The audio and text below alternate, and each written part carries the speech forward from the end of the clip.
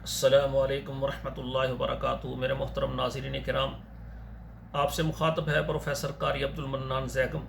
کتاب و حکمت یوٹیوب چینل پر آج آپ کے سامنے یہ قرآن مجید کا 13واں پارہ ہے، سورہ یوسف ہے، اور آیت نمبر 76 سے لے کر 80 تک یہ 5 آیات میں نے پہلے آپ کے سامنے پڑھنی ہے، پھر اس کا ترجمہ عرض کروں گا۔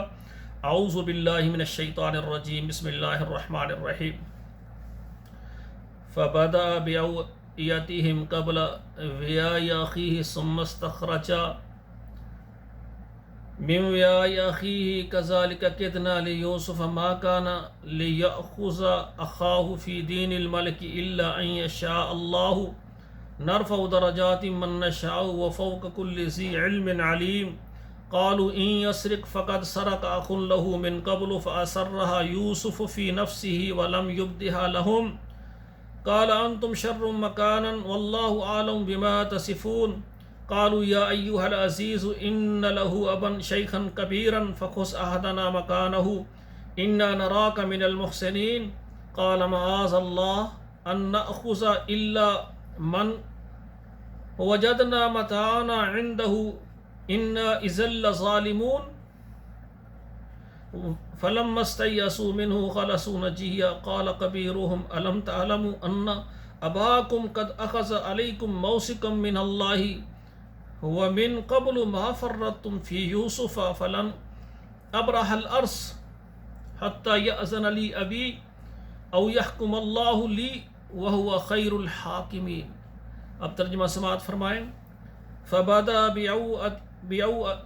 بأوعيتهم قبل وعاء أخيه، انہوں نے شروع کیا اپنے بھائی سے پہلے ان کے سامان کو دیکھنا۔ ثم استخرجها من وعاء أخيه، پھر اپنے بھائی کے سامان سے وہ پیالہ نکال لیا۔ كذلك كدنا ليوسف، اسی طرح یہ تدبیر کی، داؤ لگایا یوسف علیہ السلام نے۔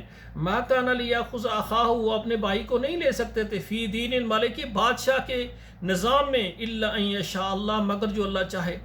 نرفع درجات من نشاء، ہم جس کے درجات چاہتے ہیں بلند کر دیتے ہیں۔ وفوق کل ذی علم علیم، اور ہر جاننے والے کے اوپر بھی ہے ایک جاننے والا۔ قالوا ان یسرق فقد سرق اخ له من قبل، کہنے لگے اگر اس نے چوری کی ہے تو اس سے پہلے اس کے بھائی نے بھی چوری کی تھی۔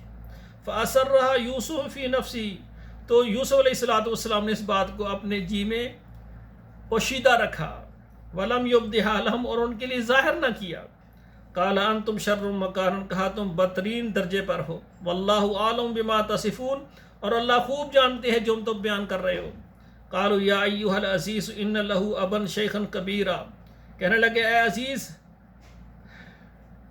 اس کا ایک باپ ہے جو کہ بوڑھا بھی ہے اور بڑی عمر والا ہے۔ فخذ احدنا مکانہ، تو اسی کی جگہ اور ہمارے بھائیوں میں سے کسی کو لے لو۔ انا نراک من المحسنین، ہم تجھ کو احسان کرنے والا پاتے ہیں، تو بڑا نیک ہے، تو ہماری یہ بات قبول کر لے۔ قال معاذ اللہ، کہا اللہ کی پناہ ہو، ان ناخذ الا من قد وجدنا متاعنا عنده، فرمایا کہ ہم اس کو نہ لیں جس کے پاس سامان ہے دوسرے کو لیں، ایسا نہیں ہو سکتا۔ انا اذا لمن الظالمین، اگر ہم ایسا کریں گے تو ہم ظالم ہو جائیں گے۔ فلما استيئسوا منه، جب اس سے وہ نا امید ہو گئے، خلصوا نجیا، وہ مشورہ کرنے لگے۔ قال كبيرهم الم تعلموا، ان سے جو بڑا تھا اس نے کہا کیا تم نہیں جانتے، تمہیں معلوم نہیں ہے، انا اباکم قد اخذ علیکم موثقا من اللہ، تم سے اللہ کا وعدہ لیا ہے تمہارے والد گرامی نے، ہمارے باپ نے ہم سے گھر میں نکلنے سے پہلے اللہ کا وعدہ لیا ہے۔ من قبل ما فرطتم فی یوسف، اس سے پہلے تم یوسف کے معاملے میں قصوروار ہو چکے ہو۔ فلن ابرح الارض،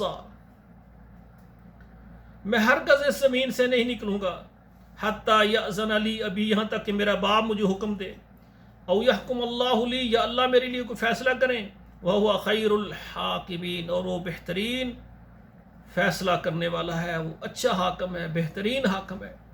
میرے ناظرین محترم، یہ قرآن ترجمے کے ساتھ آپ کے سامنے درسوں کی شکل میں پیش کر رہا ہوں، اور سامعین محترم، ایک خوشخبری کی بات آپ سب سے کرنے لگا ہوں جو مجھے پاکستان سے، عرب سے اور یورپ سے دیکھ رہے ہیں۔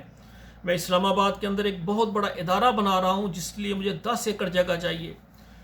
محمد الرسول اللہ ایجوکیشن کمپلیکس اور جامع مسجد خاتم النبیین انشاءاللہ تعالیٰ اس میں پہلی سے لے کر میٹرک تک بچوں کو سکول کی تعلیم اور دین کی تعلیم دی جائے گی، ناصرہ اور ترجمہ قرآن تجوید کے ساتھ، اور اس کے علاوہ دینی مسائل، نماز، دعائیں اور جنازے کی دعائیں، سارے دینی احکامات سب کو پڑھائے جائیں گے۔ ہم چاہتے ہیں ہمارے بچے جب بڑے ہو کر بڑے انسان بنے، انجینئر بنے، ڈاکٹر بنے، فوج میں جائیں، جنرل بنے، کرنل بنے، پولیس میں جائیں، تو وہ سب سے پہلی بات اللہ سے محبت کرنے والے ہوں، اور اللہ کے نبی اور صحابہ کرام سے، اہل بیت سے، اور اسی طرح دین مصطفیٰ سے ان کو انس ہو۔ اور ایسے لوگ میں تربیت ان کی کرنا چاہتا ہوں کہ وہ ایماندار، سچ بولنے والے، والدین کا احترام کرنے والے، اساتذہ کا احترام کرنے والے، اور ملک پاکستان کے وفادار وہ شہری بن جائیں۔ وہ کب ہوگا کہ جب ہم بچوں کو سکول کے ساتھ ہم دین کی تعلیم بھی دیں، قرآن اور حدیث کی تعلیم ان کو سکھائیں۔ اس لیے پوری دنیا میں دیکھنے والے خواتین و حضرات جو اپنے لیے، اپنے والدین کے لیے صدقہ جاریہ بنانا چاہتے ہیں، وہ میرے ساتھ ملیں انشاءاللہ۔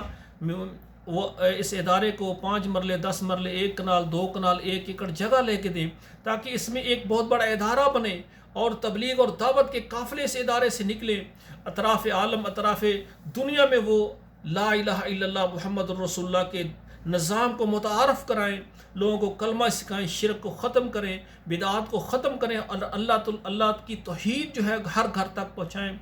تو میرے بھائیوں، اس کام کے لیے آپ میرا ساتھ دیں انشاءاللہ تعالی۔ ہم لوگوں کو مسلکوں سے، فرقوں سے، گروہوں سے نکال کر صرف ایک راستہ ہے اللہ کا اور اس کے حبیب علیہ الصلوۃ والسلام کو، اس پر چلانا چاہتے ہیں۔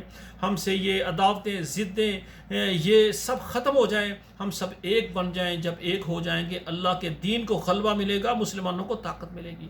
تو بھائیوں، اس ادارے کے لیے جو بھی معاونین میرے بھائی اور بہنیں جو بھی اس میں حصہ ڈالنا چاہتے ہیں، اس کے تعمیر میں، اس کی جگہ خریداری میں، اور اس کے ماہوار اخراجات میں میرے ساتھ رابطہ کریں۔ انشاءاللہ ہم مل کر جو کریں گے، اللہ ہمارے لیے ذریعہ آخرت بنائیں گے۔